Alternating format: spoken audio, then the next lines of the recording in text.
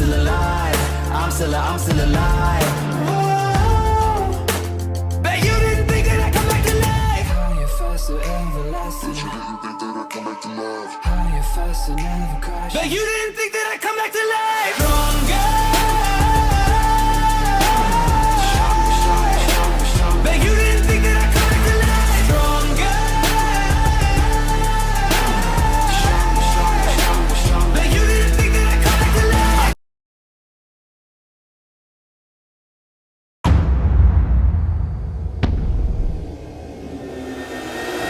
All right, our beloved mercenaries.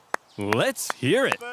Okay, thank you one and all for your hard work fighting in the First Punic War. Would have been nice if you'd won, maybe tried a little harder, but this isn't the finger-pointing convention.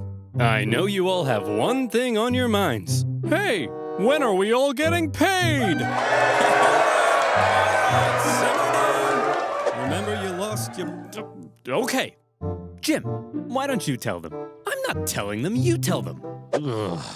Look, you're not getting paid. What? We lost the First Punic War and owe the Romans a ton of reparations. Of course we can't pay you in full. Let's burn this place to the ground! Hey, hey! Don't burn this place to the ground. Come on, fellas. Will killing us really make you feel better about your money? Yes. Way to go, sir. Shut up, Jim. You're fired. I guess that makes two of us. Huh?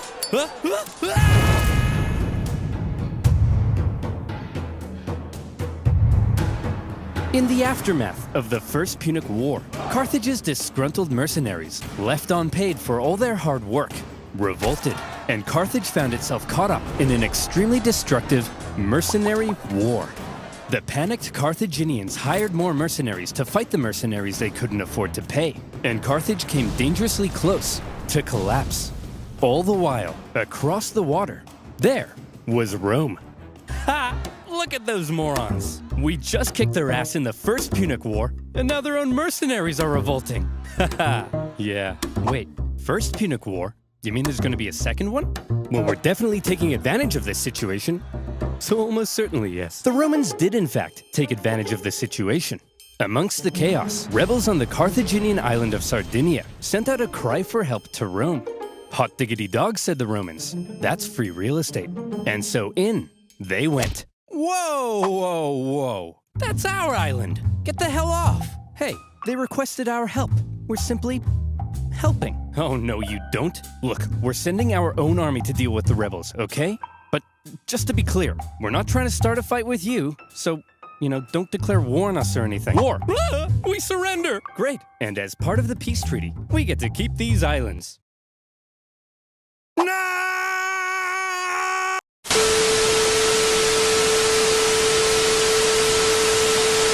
The Carthaginians were hopping mad. As if their humiliating loss in the First Punic War wasn't bad enough, the Romans now took advantage of their mercenary problem and stole their islands. This shocking land grab was pretty hard to justify, even by Roman standards. Additionally, the Romans now demanded Carthage pay them even more money on top of what was already owed. If Rome was trying to make Carthage as mad as possible, they were doing a fantastic job. The seeds of a Second Punic War were being sown, and they were being watered with Carthaginian tears. Resentment in Carthage only continued to grow. Eventually, Carthage solved their mercenary problem thanks to Carthaginian military genius and hero of the First Punic War, Hamilcar Barca. He sorted those naughty mercenaries out with some good old-fashioned atrocities, and the destructive mercenary war was over. Still, all was not well in Carthage. Mere decades ago, they were the top dogs in the Western Mediterranean. Now, after the crushing defeat in the First Punic War and a huge bill to pay the Romans, Carthage was well and truly under Rome's thumb. What on earth were they supposed to do? If they wanted any chance at regaining their former strength, there was one thing they needed now, more than anything: money. But as long as they owed Rome $1 bazillion, there was nothing they could do. Fortunately for them, amongst their ranks, there was one big hunk of a man with one big clump of a brain. Me, Hamilcar Barca? Yes. Wait, why do you all have the exact same voice? I have it too! That's right. Hero of the First Punic War, greatest general alive, and the poster above my bed. Hamilcar Barca had an idea. All right, we need money? Well, I've got one word for you. Spain. An area filled with lucrative silver mines, from which the silver would flow like a river, and our pockets would be stuffed, like Tony's mother at a buffet. Hey! So here's my proposal. What the hell? You send me with an army to Spain. I'll expand our territory, get those silver mines up and running, and we'll be able to pay the Romans back in no time. Okay, but just to check, you're not secretly raising the money to go on a bloodthirsty revenge spree against Rome, are you? Because we can't afford that. Hanno, my dear, I'm simply going to pay them back. Well, that wasn't reassuring. Few in Carthage were as bitter about their loss in the First Punic War as Hamilcar Barca. 98% of his brain matter had been reallocated to thoughts of revenge. He was also fed up with the Carthaginian politicians for what he deemed a cowardly betrayal when they surrendered at the end of the last war. And so for Hamilcar, going to Spain meant being able to act independently from the weak Carthaginian government, building his own strength, and then perhaps somewhere down the line, revenge. However, he wasn't going to Spain by himself. Hannibal? Yes, father? Would you like to come with me to build an empire in Spain? Oh boy, would I! Barbara, mind if I take our 9-year-old son with me? I want to implant an intense hatred of Rome in him and prepare him for a glorious campaign of vengeance. Just try not to traumatize him, dear. No promises. The young boy Hannibal would accompany his father. Watching, learning. Boy, you see that city over there? Yes, father? That is Rome. Do you know what we do to Romans? No, father. We hate them, Hannibal. We hate them with every fiber of our being. But why, father? Can't I just play with my Digimons? No, son! They took everything from us. Our land, our wealth, our pride. Those animals. I'll tear them limb from limb. I'll burn their pathetic city to the ground. Dad? I'm sorry, son. I've just never been so proud. Keep going. I'll slaughter their people. I'll cut off their faces and wear them as masks. I love you, son. After taking Hannibal to the Temple of Baal and having him swear an oath never to be a friend of Rome, off dad and son went for their lovely beach holiday in Spain. But Spain was already inhabited by many tribespeople. And when Hamilcar suddenly showed up in their territory, they were like, "Hey, who the hell are you? What are you doing here?" "I'm teaching my son how to become a warrior like me." Aw, well that's sweet. Well then, little guy, let's see what you got. Good boy. As Hamilcar got to work fighting the tribes of Iberia and expanding Carthaginian influence, Hannibal became a child of war, even earning battle scars from a young age. And he grew to become a great military leader himself, making his father very proud. I love you so much, son. Dad, not in front of the enemy. You killed that guy so well, son. The Barcas successfully consolidated Carthaginian power, got those silver mines up and running, and were sending buckets of cash back to a money-starved Carthage. And symbolizing Carthage's regrowing strength, a beautiful new city would eventually be founded in Spain. New Carthage, with a magnificent palace at its center. Carthage is back, baby! What in the name of Apollo is going on here? Ah, Romans! Flowing silver mines? Dancing elephants? What are you up to, Hamilcar? I'm simply gathering the money to pay you back. Oh, okay then. Or are you rebuilding strength to go on a bloodthirsty revenge spree? Like I said, Claudius, I'm simply trying to pay you back. Aw, you guys are hugging. No, we're not. I was hugging.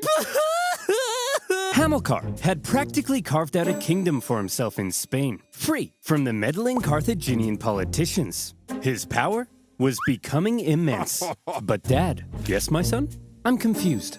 Are we really simply paying the Romans back? We're not gonna go on a bloodthirsty revenge spree? Of course we are! I'm just saying that to get the Romans off our backs. Listen, here's the most important life lesson I have for you. Vengeance is everything. An all-encompassing thirst for vengeance is great for your mental health. Are you still confused? No, I get it now. But what if the Romans find out what we're up to? They won't find out. Why? Well, Hannibal, because I use Carthaginian tears, a child of war, and the Carthaginian conquest of Spain. The Carthaginian recovery had been staggeringly quick, and Rome was seriously alarmed. But they were also preoccupied with ongoing wars elsewhere, including an expansionist war to the north, where they were enslaving thousands of northern Celts. So for now, to keep Carthage in check, the Romans insisted on a new treaty. See this river. The two sides agreed that everything above it was in Rome's sphere of influence, while beneath it was Carthage. Under no circumstances were the Carthaginians to expand north of that river. But for now, Hamilcar and son were living it up. Well, son, here's to many more years of successful campaigning in Spain. Now, if you'll excuse me, I just have to go fight those guys. See you later, son. I love you. What the? Oh, crap. I drowned? Oh, well. Always remember, son.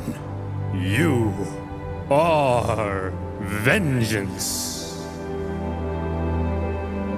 Also, delete my browsing history. Hamilcar Barca was tragically ambushed at a river and drowned. His son-in-law, and possibly also his lover, no further questions, took charge for a while. But he too was later assassinated, leaving finally a 26-year-old Hannibal in charge of the Carthaginian armies in Spain. Sources say the men readily accepted him as their leader. He chose to suffer the same hardships as his men. He lived in the same conditions, was often the first into battle and the last one out. And it also helped that he looked a lot like his dad. He had the total respect of his men. If he said jump, they said how high. If he said tuck me in, they said how tight. If he said talk to a girl without peeing your pants, they said that's impossible. Nobody can do that. An army that would follow him anywhere would be crucial for exacting his vengeance against Rome. Hannibal's army had become a strong and loyal fighting force, and that was making a certain nation very uncomfortable. Seeing Carthage re-strengthen so quickly was not something Rome had expected, yet here they were, paying off their debts and expanding their territory. It didn't feel very much like Carthage was under Rome's thumb at all, and Rome wanted to put an end to it. Tensions were strung tighter than your liar's G-string, and all it would take was one incident to trigger all-out war. And in 219 BC, a city in Spain would find itself at the very center of that fateful incident, Saguntum. Remember that treaty declaring everything south of this river to be Carthage's sphere of influence? Well, Saguntum should therefore obviously be Carthaginian, right? Wrong! Saguntum had actually scored itself an informal alliance with Rome, after Rome had helped it with an internal dispute. With Carthaginian encroachment, Saguntum began to fear for its independence, and Rome declared itself Saguntum's protector. But this clearly went against the Ebro River Treaty. So what on earth was Rome doing? Were the Saguntines and the Romans truly just BFFs? It's possible. Or was Rome deliberately trying to interfere with Hannibal's Spanish expansion and maintain a staging post for a future war with Carthage?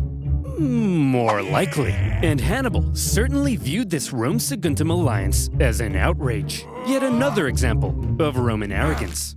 At first, he left Saguntum alone. But having learnt from his father to hate all things Roman, and having inherited his father's dream of bringing Rome to its knees more and more, Hannibal may have begun to see Saguntum as an opportunity. Could this controversial alliance be just what devilish little Hannibal needed to kickstart a second war with Rome and restore Carthaginian dominance? It's even possible that Rome were also using Saguntum to goad Hannibal into a fight, so they could go and kick him out of Spain. And as the two giants began gearing up for round two, the poor people of Saguntum had no idea that they were about to be crushed in the collision. Hey! Your alliance with Saguntum is an insult, and we won't stand for it. They're our friends, Hannibal, and if you lay a finger on them, it'll be an act of war. Yeah, Hannibal, back the hell off. War, eh? I was thinking I might just besiege their city and massacre their people. I hope you do, Hannibal. Find out what happens. Yeah, we hope you do, Hannibal. Wait, what? Maybe I will. Go ahead. Kill them all. Okay then. Fine. Okay, guess I'll do just that. Consul, we look forward to it. Consul? You're gonna protect us though, right, Consul? Consul! Oh no! To top it all off, when the Saguntine people made the genius decision of raiding into Carthaginian territory, enough was enough. In an action that was guaranteed to provoke the Romans into war, Hannibal besieged the city. The siege of Saguntum lasted 8 cruel months before Hannibal broke through the city defenses and turned Saguntum into a killing field. It was a massacre. What the hell? Tell me I didn't just catch you massacring our friends, the Saguntines. Well, Consul, if you like the Saguntines so much, perhaps you should sug on these nuts. Hearing word of the attack on Saguntum, Rome was understandably in an uproar, and all eyes were now fixated on what would happen next, as Rome sent a delegation to Carthage, led by one of the most highly esteemed Roman senators, Fabius Maximus. He demanded an answer for Hannibal's sins. All right, listen up, scum. You've got a rogue general in Spain attacking a Roman ally. What are we supposed to do about it? Well, there shouldn't have even been a Roman ally in Spain. You're the aggressor here. Hand Hannibal over to us as a criminal so we can punish him severely. No, yes, no, yes. No. Look, I hold in the folds of my toga both peace and war. Which one should I let drop? Whichever one you want. Then I choose war!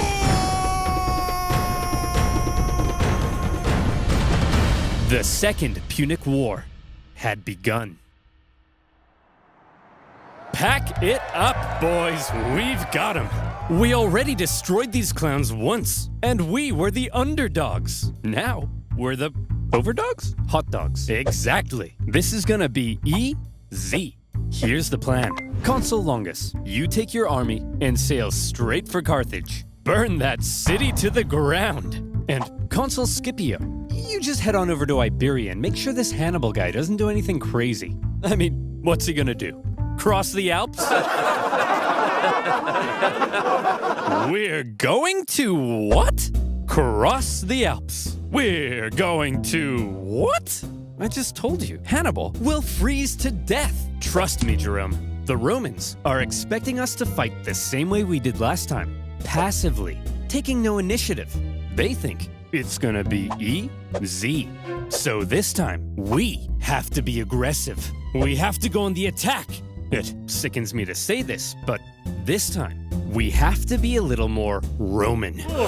You mean we're gonna take poops and baths together? But I'm insecure about my hairy legs. No, I'm saying this time, we're gonna take the fight to them. Think about it. Rome thinks they're simply going to invade us and win the war. So when they suddenly find themselves being invaded from the north, they'll freak out.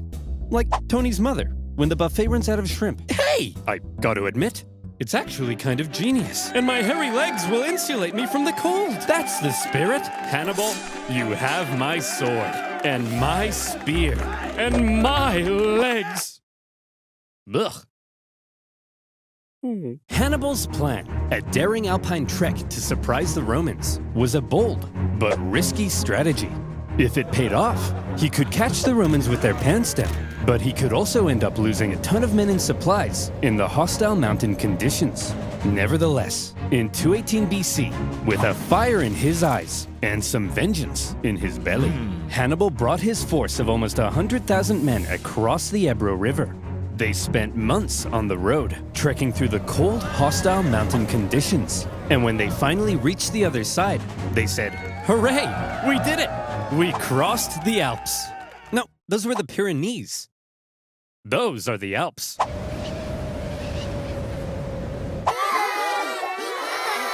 After crossing the Pyrenees, the army then had to pass through southern Gaul, a vast territory filled with tribespeople, many of whom were hostile to Hannibal's presence.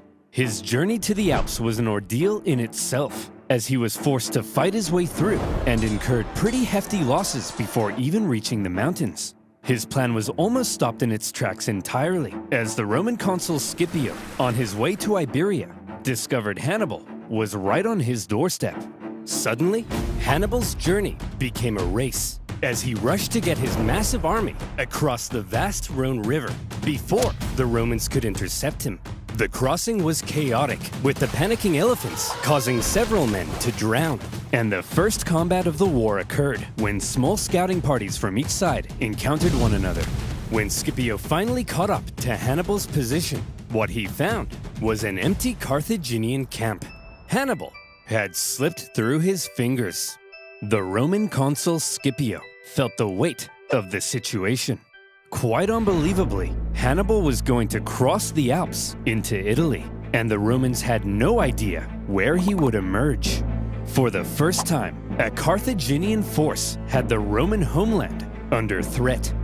Scipio sent his men onto Iberia as planned, but he himself rushed home to raise a new army so that if Hannibal survived the crossing, Scipio would be there, waiting.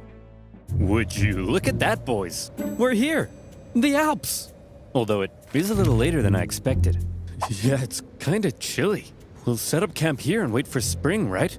It's way too cold, right? Hannibal?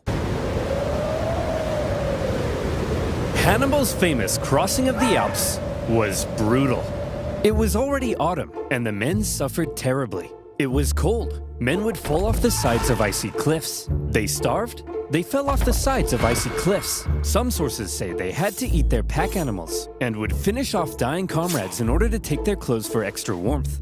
And then they would fall off the sides of icy cliffs. Imagine an army of 50,000 men with all of their horses, supplies, and 37 elephants trying to navigate the most hostile mountain range in Europe. And it wasn't just nature that they were up against. Tribespeople lived in the mountains, and they couldn't believe what they were seeing. A tribe approached Hannibal and said, "Hey man, geez, that's some nice armor. What is that, gold? Man, I'd really like that armor." "Hey boss, they've got food as well. Shut up, be cool." "Hey, why don't you let us guide you through this narrow gorge? We're not gonna kill you or nothing. Just walk right on through there. We're not gonna kill you. It's just right this way." "We're not gonna kill you." Hannibal's army were forced to fight their way through the gorge as massive boulders rained down on them from above. Some clever reorganization of his line helped them survive, and they were able to fend off the opportunistic tribes. But losses from the constant attacks were heavy. As the journey continued, men who went over the sides would get stuck on the ice sheets below and had to make a grisly choice between starving to death or just getting it over with. When the deeply demoralized army reached the summit and rested for a couple days, Hannibal tried to lift their spirits with a rousing speech. "Look, men, down there, it's Rome. These plains stretching out in front of you are bountiful with food to eat and Romans to kill. Move, Bessie! Look, you have just climbed the walls of Rome. The hard part is over. From here on out, it's all downhill. And nobody else will die. Except for them. The rest of us here, no one dies. Starting now." Okay, let's go. Oh, for goodness sake! As it turned out, the descent was as deadly as the way up, with the cold really starting to set in. The path became even more narrow, and at one point, the men spent 3 days in the freezing cold, repairing a collapsed road. When they finally reached the bottom, Hannibal said, "Look, guys, we did it." Well, I thought it went really well. When Hannibal left Spain, he had about 100,000 men. By the time he reached the Italian plains, his numbers had dwindled to about 26,000. He was now caught in enemy territory, without a supply line or source of reinforcements. And any elephants who had survived to this point were almost certainly traumatized. So what on earth was Hannibal up to? This supposed military genius had just led a starving and weakened army right into enemy territory.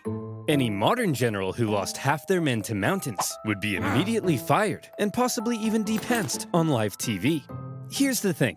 While Hannibal may not have planned on losing quite so many men, he had almost certainly expected considerable losses, and he always had a plan for how to replace them. Need men? Northern Italy was full of men. Big, burly Celtic men. All the men Hannibal would ever need to beat off Rome. These Celts were filled with resentment, having only recently been conquered by Rome. Hannibal hoped to be seen as a liberator, convince the Celts to cut ties with Rome, and instead join him in crushing Rome. That way, he could gain a source of reinforcements and supplies right in Rome's backyard. But sir, in order to win the loyalty of the Celts, we would need to make a seriously favorable impression on them. How do we get them to like us? Kill them. One of Hannibal's first actions in Italy was to obliterate a nearby tribe who wouldn't join him. This sent a clear message to all the other tribes. It was his wrath they should fear, not Rome's. The realization that a Carthaginian army had just invaded them must have been shocking for the Romans. But when they looked at this ragtag group broken by the Alps, they couldn't have felt very intimidated. However, Hannibal was now in Italy, and he was about to embark on one of the most astonishing military campaigns in all of human history. The Romans may not have known it yet, but there was now a monster loose in their territory, and he was vying for Roman blood. There's no hate, there's no love, only dark skies that hang above. I call your name as I walk alone. Send a signal to guide me home. Light the night up, you're my dark star, and now you're falling away. But I found in you what was lost in me, in a world so cold and empty. I could